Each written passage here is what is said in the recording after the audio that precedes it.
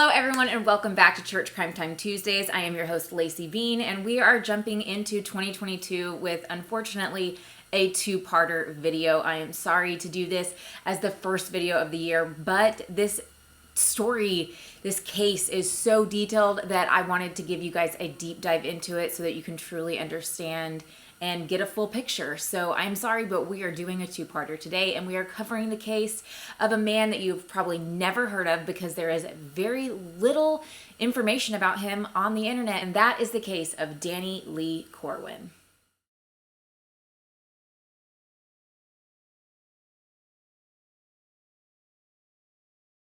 But before we get into the case today, I want to start off with some housekeeping things. If you do not follow me on social media, then you have probably missed that I made an update. I was going to take about a month off to kind of handle the holidays with my family. I'm also in school studying trauma recovery coaching, and I am coming up to the end of my certification. I'm about to have to take exams. I have so many meetings this month, so to kind of prepare myself for that, and to get a little more research in and get ahead of the game with videos, I took a month off and we are jumping back into a schedule today. So as usual, I'm going to be posting 3 videos and then I'm going to take the 4th week off and we will continue that schedule throughout 2022.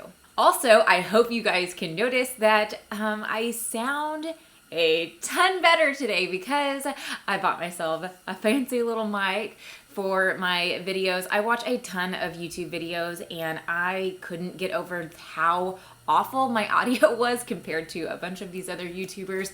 So I bit the bullet and I bought a really nice mic. I had an external mic that I'd put on the top of my camera, but it just was not cutting it. So I got me a fancy one and the sound is just so much better. I hope you guys enjoy it.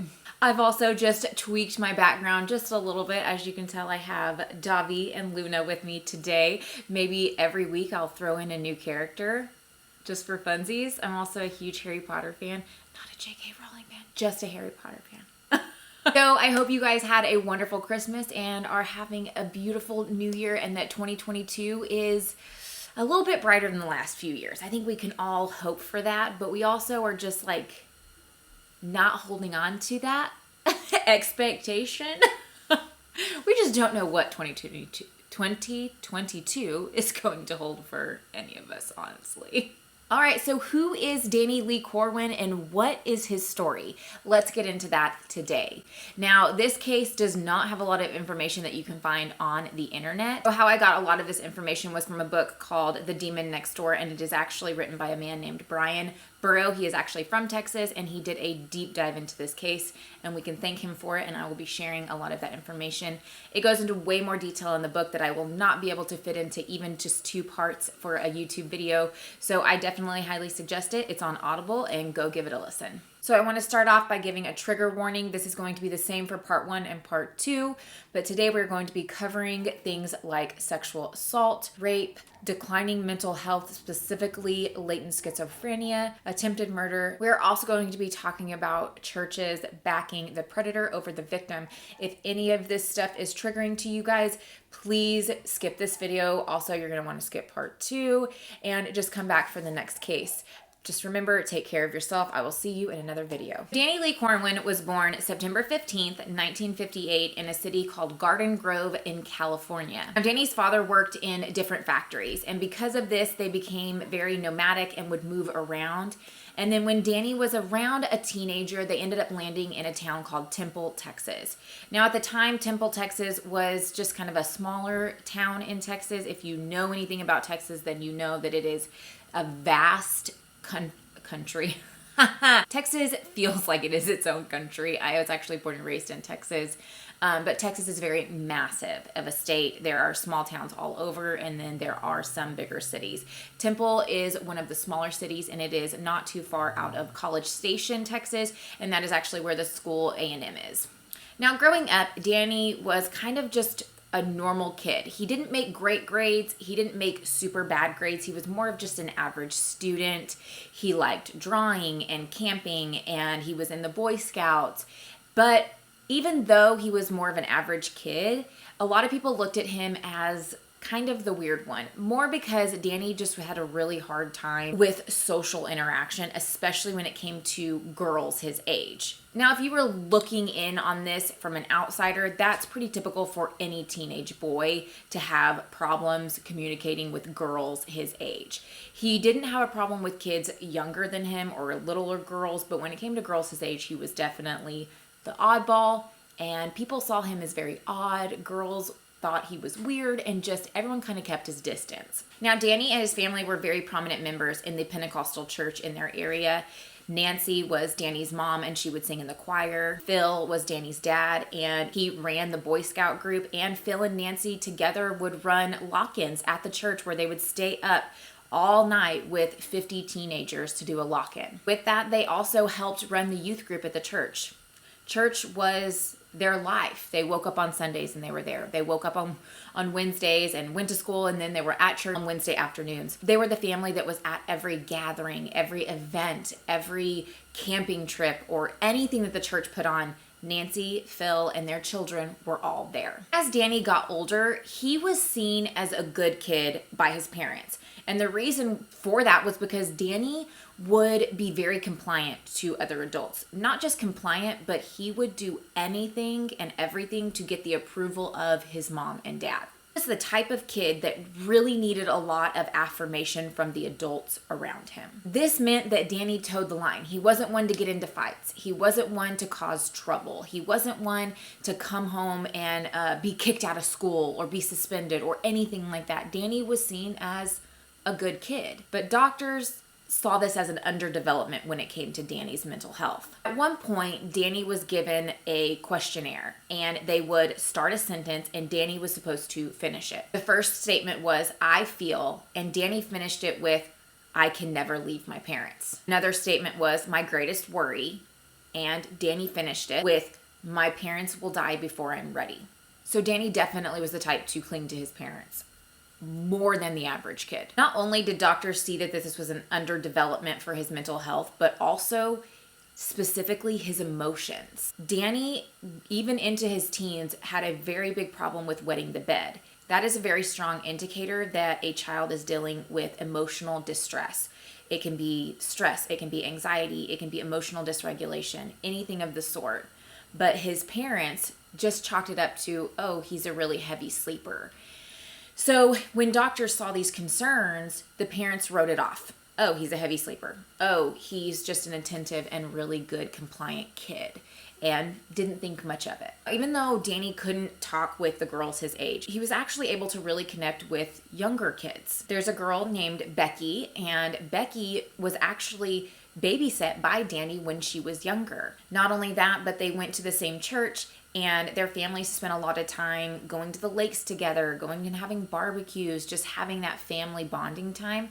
And Becky said she remembers sitting on top of Danny's shoulders and having chicken fights, and that Danny was just like a big brother to her, and that she just loved him so much.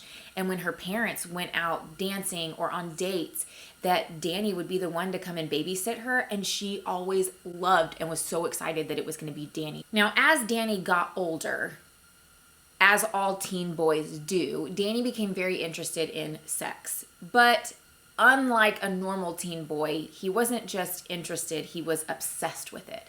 And almost every conversation he would have with his friends or people that he first met that were, around his age and other boys, he would make sexual jokes. He would explain sexual things in detail. Sex was something that was constantly on Danny's mind, and boys his age thought that it was really weird just how obsessed Danny was with sex. Now we are going to jump to March 15th of 1974. This night, Danny's next door neighbors were deciding to go out on a date, and they had a little son who was about 8 months old, and so they had one of the local girls who was about 15 years old come over to babysit him while they went on their date. This girl's name was Kathy. She came over and sat with their son in the front yard and played ball with him and played games. And then when it started to get late, around 8 o'clock, she took the boy inside, put the little boy to bed, and then went downstairs to watch a movie.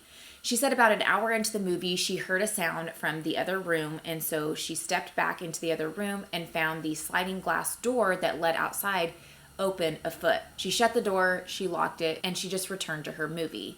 After about a couple hours of watching more TV, she heard the baby wake up, so she went upstairs to check on the baby. As Kathy is walking through the hallway to go check on the baby, a naked teen boy appears out of the master bedroom, puts his hands around Kathy's throat, and tells her, "If you scream, I'll kill you." He then orders Kathy to enter the master bedroom and to take off her clothes.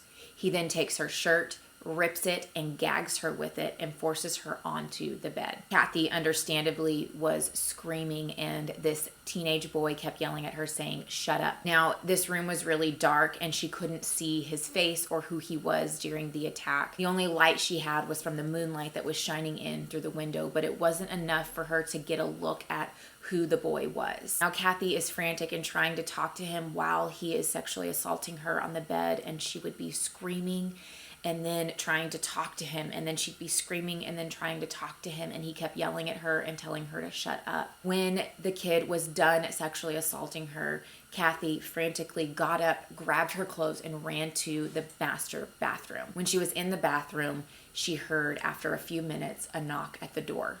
She knew it was the teenage boy, but she had no idea what to do. She didn't want to answer it, but then soon realized, well, if I don't answer it, he's going to barge his way in anyways. I don't have a choice. So she answers the door, and the teenage boy is standing there, and he says very quietly, "You have my shirt." In Kathy's haste to get away from him and get to the bathroom, she had not only picked up her clothes, but she had picked up his too. Because she did this, she was able to get a good look at his face, because when she opened the bathroom door, the bathroom light shined on the teenage boy, and she got a really good look at him. Before the boy left, he told her, "You don't know me. I live across town and I go to school across town." Kathy then closed the bathroom door and barricaded herself in there until the parents of the little boy came home and found her completely distraught in the bathroom. Now, the parents of the little boy, understandably completely shocked and heartbroken for Kathy, immediately called the police to report the accident.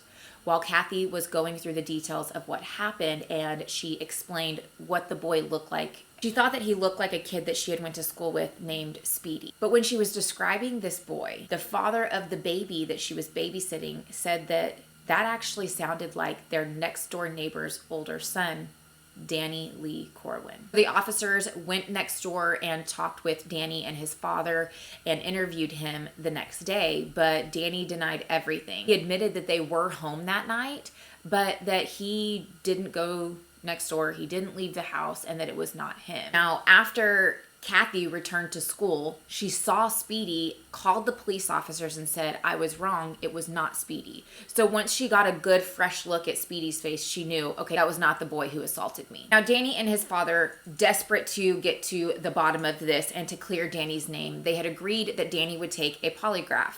Well, Danny went, took a polygraph, inconclusive. Took another one, inconclusive. Took a third one, again, inconclusive. So as this investigation was going on, Danny's inconclusive polygraphs and not having any physical evidence to tie Danny to the case, and because of Kathy's mistaken identity of Speedy in the beginning, the police told Kathy that they had no case and they had no evidence to tie Danny to it. So the case went unsolved into the back burner for years. At this time, Danny's parents really did believe that it was just a case of mistaken identity and that the girl was distraught because she had been assaulted, and so anybody could have identified Danny as the perpetrator. So they were like, "Not our boy Danny.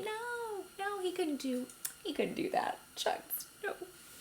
And life went on as normal. Now, during this time, Danny's father, Phil, had kind of jumped around from job to job. He had actually tried to start his own fiberglass boating business, but shortly into that endeavor, it was a bust. And because of this, their family experienced some financial strain, and it made them move around, which ended up making Danny go to a few different high schools. And because of the shuffle of going to a few different high schools, Danny eventually ended up losing a lot of his friends and connections, and he became even more of a loner. Many students who went to school with Danny did say that he was definitely considered one of the outcasts and the oddballs, and he really just didn't have any friends in high school. A little over a year later, on May 16th of 1975, Danny and his whole family were supposed to go on like a church retreat. And in order for them to get there on time, Danny needed to leave school early to meet his father. So Nancy wrote a letter to the school saying that Danny had permission to leave school early. He was supposed to leave at noon, and his job was to, I think, go home, get some stuff ready, and then later that afternoon, meet his father at his job so they could drive to the retreat together. But instead of Danny leaving the school and going home and doing what he was supposed to do, he stuck around. Just 2 hours later, another girl named Brenda Evans, who was a 10th grader at the time, left school early as well. She walks out into the parking lot and she sees Danny sitting on the car next to hers, and she says, "Hi, Danny." He says hi back to her, and Brenda starts to get into her car. Now, as Brenda gets into her car, she sits down and she puts her stuff over on the passenger seat, and she leans over on the floorboard to grab an 8-track tape. Yeah, we're back in those days. Anybody else remember the 8-track tape? And how you'd have to use a pencil to like twist it when the spool of stuff would come out. Okay, I'm digressing, moving on. So she grabs the 8-track tape and she goes to put it in the 8-track player. And at that time, the car door, driver door, is opened. And she looks over and sees Danny standing right there holding a knife. Now Brenda, knowing Danny, thinks this is a joke and starts to laugh. Danny, being serious, raises the knife to Brenda's face and says, "Scoot over." Brenda, still laughing, Danny starts to get mad, raises his voice and says it again, "Scoot over." Brenda, now realizing that this is not a joke and starts to get scared, she moves over to the passenger seat and Danny crawls in. Now Danny speeds away and is taking Brenda away from the school. Brenda is trying to figure out what's going on. She's asking Danny where he's taking her, what his problem is, what his plan is, what is going on. Danny, just really mad, keeps telling her to shut up, and eventually Danny gets her about 1.5 miles away from the school in a more like deserted parking lot, foresty area. When he got there, he stopped the car, he raised the knife to Brenda and told her to undress, and Brenda refused. Danny then got really mad and pushed Brenda over in the seat, crawled on top of her with the knife in her face and said, "If you do not take your clothes off, I will rip them off of you."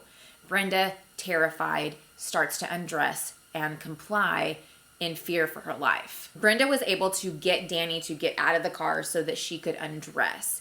And when Danny got out of the car and Brenda started to undress, she was not undressing fast enough, and Danny got mad and ended up ripping her blouse off of her. Naturally, this terrified Brenda and she screamed, and Danny's response was now to rip off Brenda's bra. Brenda is still frantic and screaming, and Danny continues to just rip off all of Brenda's clothes and starts throwing them in a muddy puddle. Now, because Brenda is screaming, Danny is trying to muffle the sound. He ends up covering her face with his hand, trying to muffle it, and starts to assault Brenda. Brenda tried to stay calm during the attack and tried to talk to Danny, but Danny kept telling her to shut up. After the assault, Brenda said that she had tried to stay calm, but she was really scared because she had a feeling in her gut that Danny was not done with her, and she was terrified on what was going to happen next. Brenda tried to plead with Danny and said, "Just leave me, take my car, take whatever you want, just leave me alive." Danny then got out of the car after the assault and got himself dressed. He then told Brenda to get out of the car, and she refused and said she wanted her clothes.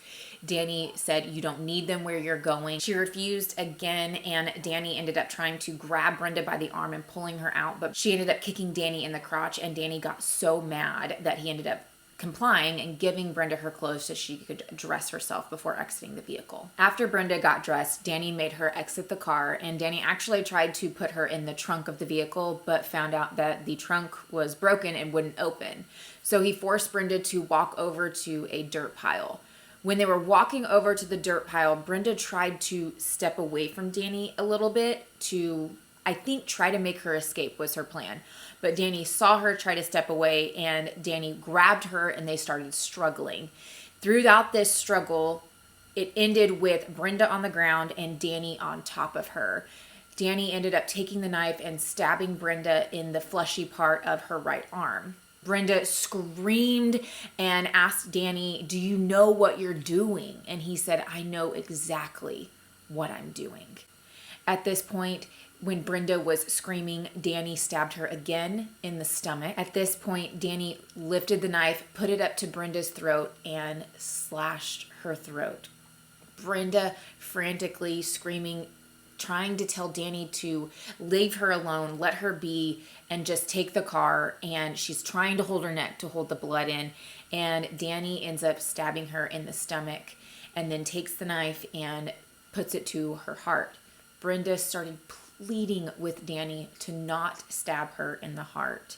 At this point, Brenda says that Danny looked at her sadistically, put the knife up to Brenda's chest in between the cups of her bra, and slowly pushed it in. Now, as Danny stands up, Brenda realizes at this point Danny is not going to go anywhere unless he thinks that she's dead. So Brenda lays there staying ridiculously still.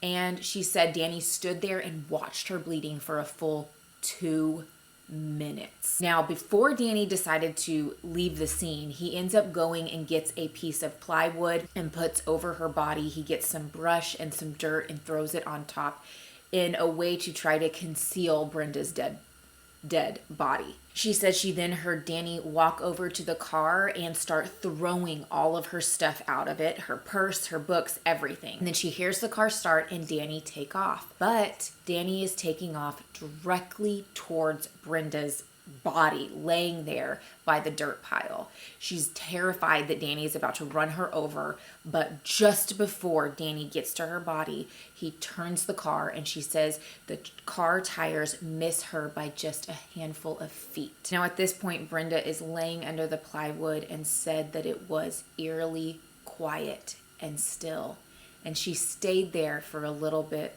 terrified that he was not actually gone. After a few seconds, maybe a minute or so, Brenda finally said, "I have to get out of here." She takes the stuff off of her, the plywood, the dirt, the brush, and she starts making her way towards the road to try to find help. When she got up, she was shocked to find that she was even still alive, not only because of how many times she was stabbed, but that she was stabbed literally in her chest by her heart. How in the world was she able to survive that? And she said she looked down and she saw that the bra clasp actually stopped the knife from going in any further, and it actually saved her life. Now Brenda, bleeding, staggering, literally throat slashed, remember, throat slashed, blood fucking everywhere.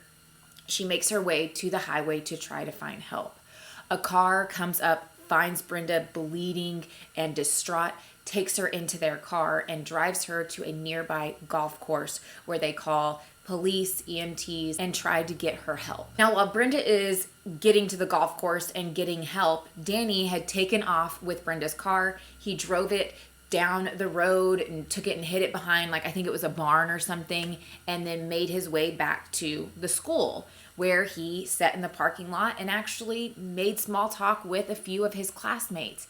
He actually started talking to a girl named Jenny, and they hopped in their car, and Jenny took him down to the Dairy Queen, and they got a drink and went back to the school and were talking. At this point, Jenny says that Danny needed to go to his father's building, his work, to meet him, and he asked her for a ride, and she said yes.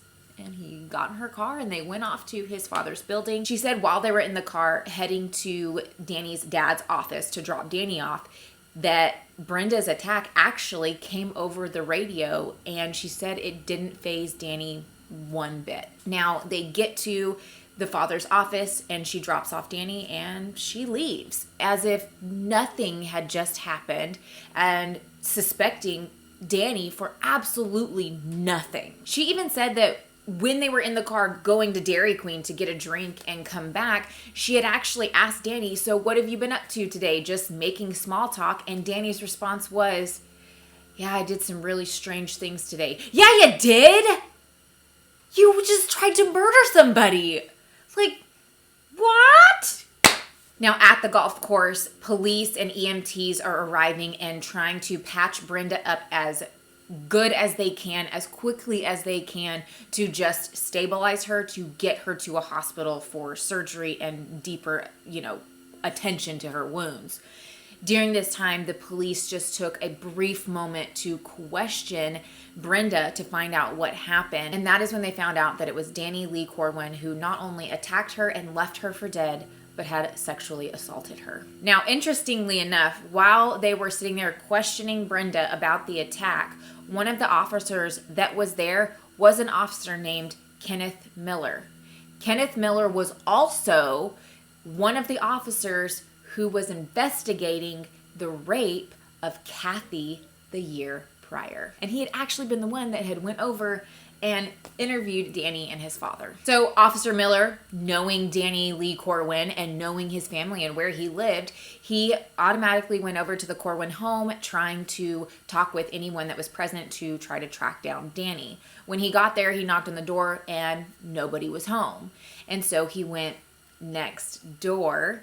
Remember, next door was the home of the family who had Kathy come over to babysit, and this is where she was attacked by Danny and raped. So he goes next door, knocks on the door, and the wife answers, and he said that he was looking for Danny Lee Corwin, and the wife responded with, "I can assume why." The officer told her that Danny was suspected in an aggravated sexual assault, and the wife's response was, "That sounds about right." Now, Officer Miller ended up, after talking with the neighbor, going to Nancy, Danny's mom's place of work, to try to see if she knew where Danny was. When the officer arrived at Nancy's work, he found Nancy and one of their daughters. He asked them where Danny would be, and she said that he would be at his father's office because they were about to all meet up and go to this, church retreat. She was informed about what Danny was suspected of doing, and she accompanied the officer to the workplace of Phil to try to locate Danny. When she got into the officer's car and they headed towards Phil's office, they ended up seeing on the drive there a station wagon, and Nancy identified the station wagon as theirs. And she said, but it would be Phil driving, not Danny. And the officer said that when the car had passed them, he said that he saw Danny driving, and so he automatically knew that it was Danny, and he started to follow the vehicle. He turned his lights on, he tried to get the vehicle to pull over, but all of a sudden the vehicle started going faster, and a chase ensued.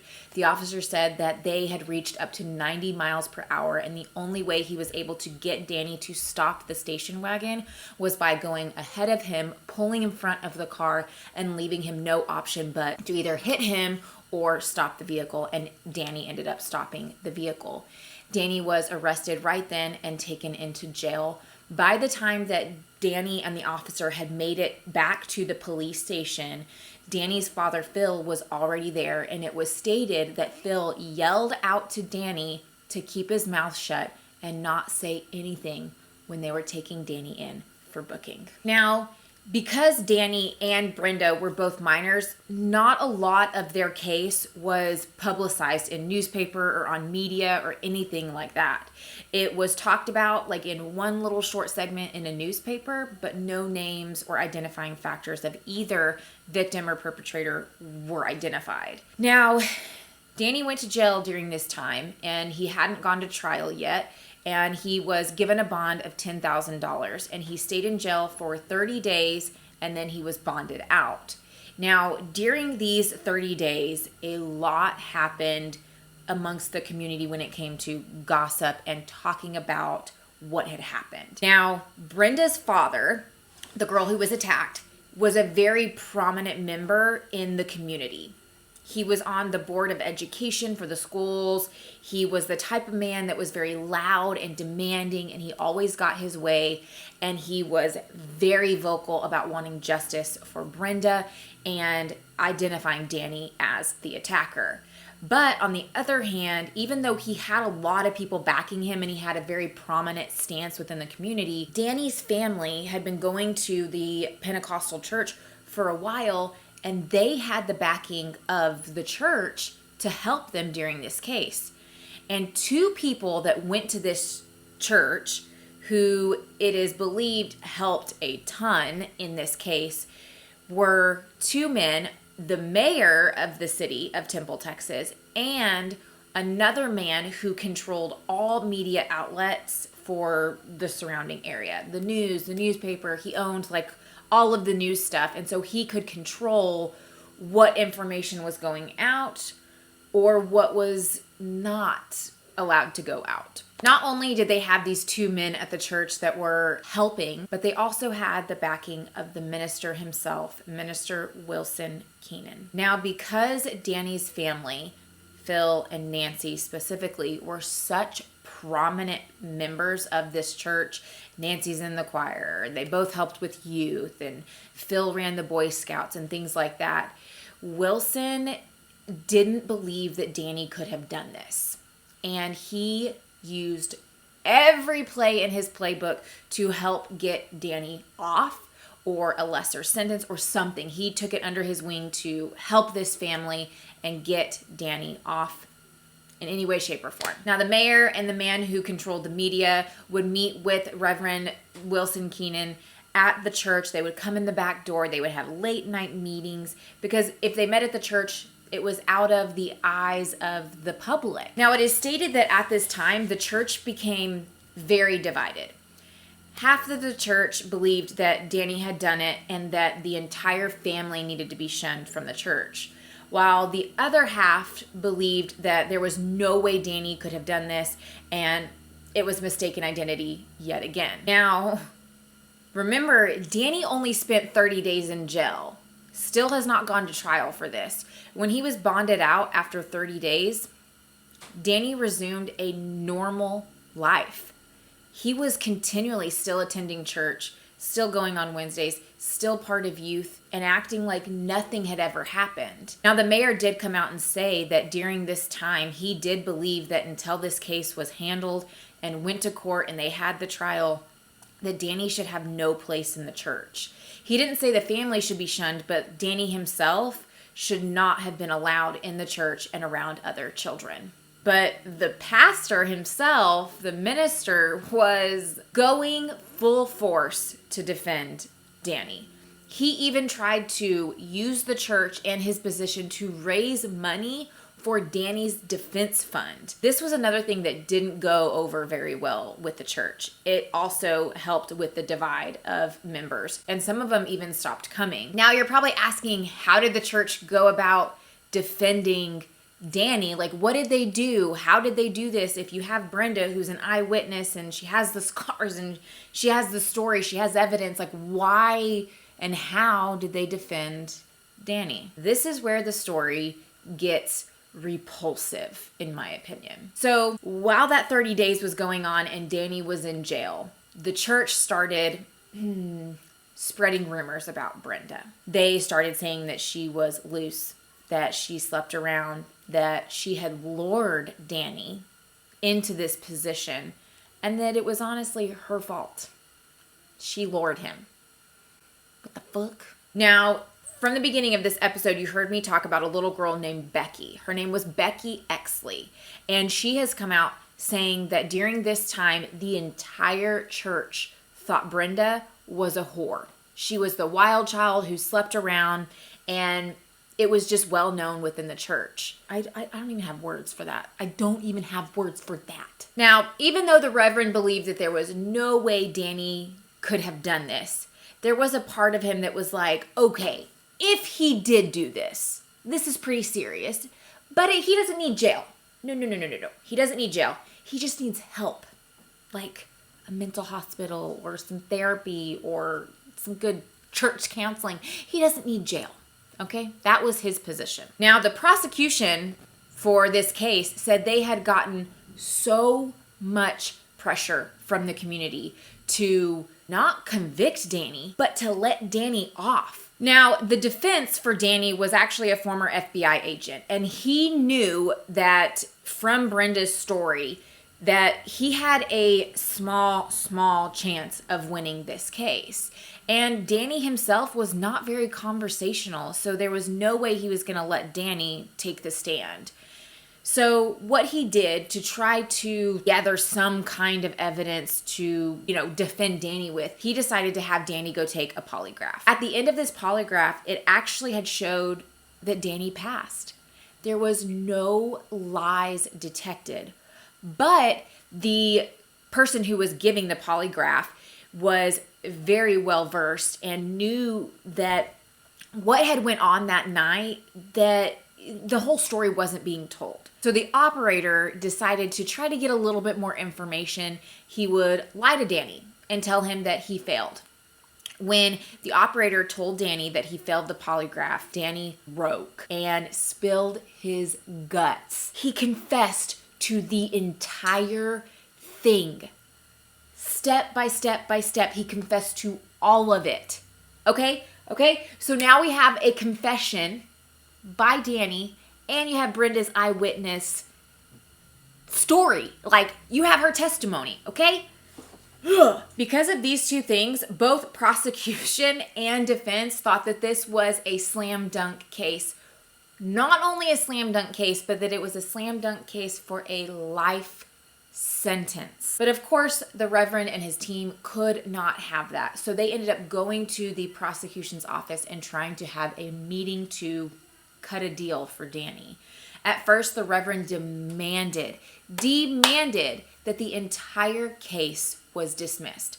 The prosecution immediately refused and responded with, "He cut her throat." The Reverend was like, "Okay, fine, let's try another one." So the Reverend came back with, "Okay, let's do probation." The prosecution again refused and stated, "He cut her throat." The Reverend came back with, "But they're a good family."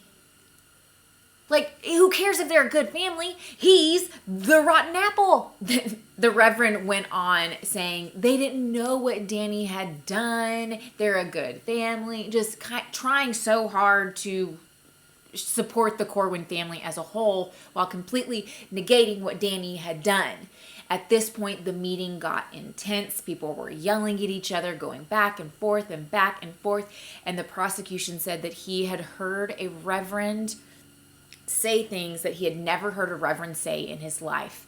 At this point, since no deal was being willing to be made by the prosecution, the Reverend turned nasty. And this was when he started berating Brenda's character. He started calling Brenda a whore and that she lured Danny there and that this was her fault. Now, granted, this is during the 70s and 80s where you don't have really good DNA evidence.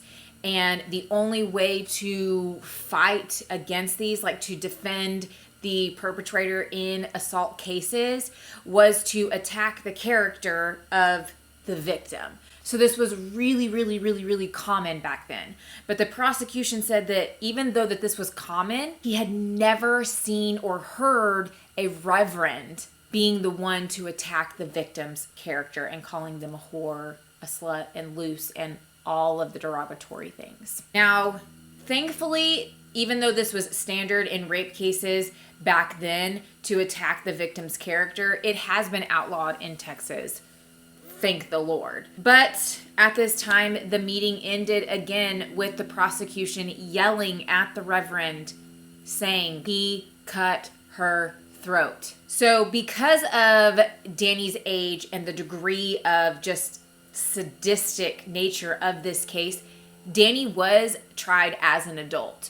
Now, because this was before DNA, this case hinged on the testimony of Brenda. Because the prosecution knew that Danny's defense was going to attack Brenda's character, that he said he felt obligated to be forthcoming with that information to Brenda and her father. A few days before the trial was set to go to court, he had a meeting with Brenda and her dad, and he explained that the defense team was going to attack Brenda's character. At this point, Brenda's dad refused to let Brenda testify because he said that he was not going to allow his daughter to be attacked like that on the stand. Now, this is where things in this case get a little muddy. Some people see things happening a different way, or the next thing that happened a little different. But Bryan said in the book that this is what he assumes,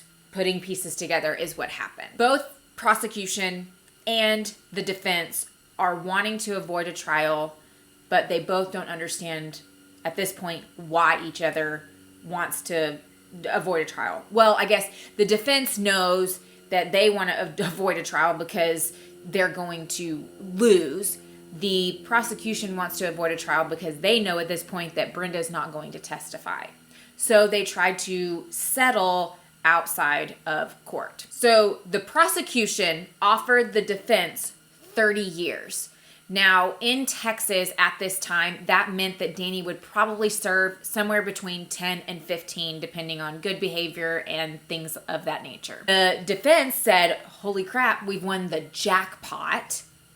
We want to accept that. The prosecution, because of the stature and the level of influence that Brenda's dad had in the community, the prosecution said they felt obligated to go to Brenda's dad and make sure that he would approve of this offer. Brenda's dad said that that wasn't enough time, and he refused the deal. So then the trial was then set to take place. Now, the defense entered a guilty plea. So instead of having a long, drawn-out, trial with a jury, he just had a sentencing trial. He already said he was guilty. He's going to jail. So this is just the sentencing trial, them trying to figure out, okay, how long is he going to jail? Now, when they put in their guilty plea, the defense also wanted to meet with the judge. Their hope with meeting with the judge was to try to influence the judge to give Danny a lesser sentence because of Danny's mental health.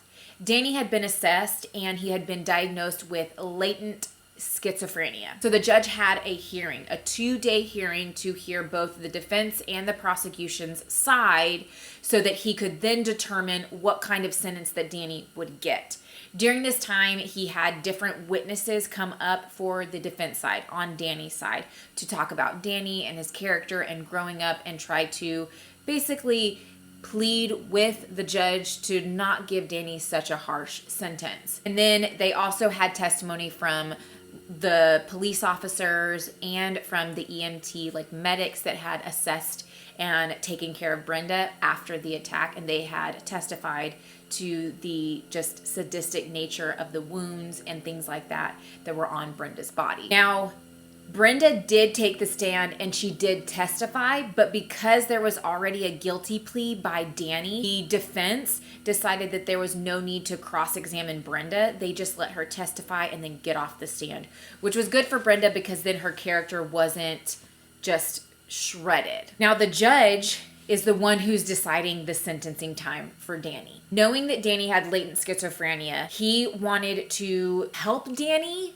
get some kind of help. So he talked to the warden and the hospital staff at the prison that Danny would go to and asked, if he has this diagnosis of latent schizophrenia, will he get help? And they assured him that yes, once he has the diagnosis and he has entered into the prison, he will get the mental health that he deserves. The judge decided that Danny was going to get a 40-year sentence in prison. So naturally, Danny getting a 40-year sentence completely crushed the Corwins. But at the same time, Brenda and her family felt like even 40 years wasn't good enough for what he had done to Brenda. So Danny goes off to prison, and honestly, at this point, Temple completely forgot about him. And it was just kind of everyone moved past it. Now, it is said that the reason that a lot of people just moved past it and didn't talk about it was partially because they were both minors. Danny and Brenda herself were both minors, and so the amount of the news that was coming out about the case was very limited, and no identifying factors of who each of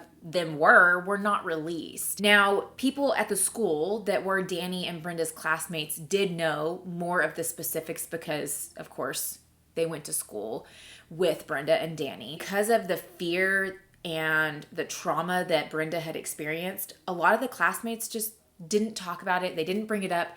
They wanted to give Brenda the chance to just move on with life. When Danny went to prison, he did get some psychiatric treatment. He told his psychologist or psychiatrist, whoever it was, He did tell them that he heard voices in his head, and these voices would tell him to do things.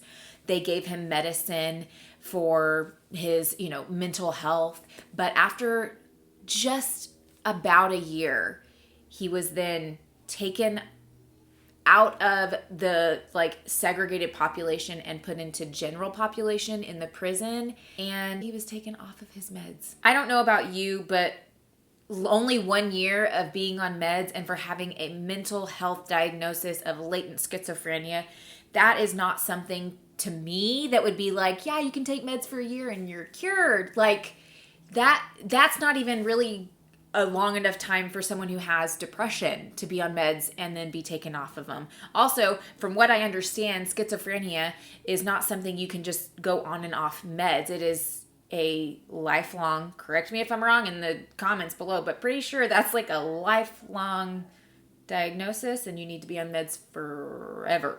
During this time when Danny was talking with his psychologist and psychiatrist, it did come out that when he was in jail, not prison, so when he was in jail for those 30 days, that he was actually raped by another inmate. And he had talked about that to his psychologist. During this time, it was also came forward that Danny would actually sexually assault animals growing up, which we all know. If you know anything about true crime and serial killers or murderers in general, that they usually always start harming animals in some way, shape, and form. So, ew. So while Danny was in prison, he regularly got visits from his family. He even got visits from Becky Exley and other friends and stuff, and family friends that would go out and see him. It was mostly his family, but other people did come out and see him. And Danny's father had told him when he was in prison that just make the most of it. Do what you can do to make the best of a bad situation. And Danny took that advice because, once again, he wants the affirmation and the acceptance from his parents. And so he ran with that. In prison, he took classes. He finished his high school degree. He took other college classes within the prison system. He became basically a model prisoner. He became the warden's boy. He was very well known as the warden's boy. He was seen as the ideal inmate. Everybody would compare everyone to Danny and tell the other inmates, you just need to be more like Danny and have better behavior and do this and do that. And Danny was just like the star inmate. Because Danny was a star inmate, he got a lot of freedom when he was in prison. He was able to go to certain sections of the prison that other people weren't allowed. He would have more time in the library or outside time or whatever it was. He had a lot of freedom when it came to the prison. Now, something about Texas in the 70s and 80s was that Texas was experiencing massive growth. This massive growth came with a ton of problems for the entire state. And one of the problems that they had was that because they were experiencing such a huge growth in population, they were also experiencing a huge growth in crime, meaning more and more people were in the prisons. So this developed overcrowding, meaning you have people coming into the prison and you don't have room for them. So what the prison started doing was cutting people's sentences drastically. I mean, you did anything good, boom, got time off, boom, got time off. And it was literally bring them in the front and push them out the back. Since Danny was such an amazing model citizen within prison citizen, is that a thing? Anyways, since he was such a model prisoner and he had such good behavior, he had finished his degree, he had earned so much time off just by taking all of these different classes, just taking a class, boom, time off. All of this time off that Danny had collected through his good behavior in classes meant that Danny was able to get out in 1986, but he was applying for parole earlier than that. And after just a few times of applying for parole, it was granted in 1985, meaning that Danny only served 9 years for sexually assaulting a fellow classmate and trying to murder her. What the fuck? So I know that this absolutely sucks, but that is where I'm leaving part 1 of the Danny Lee Corwin case.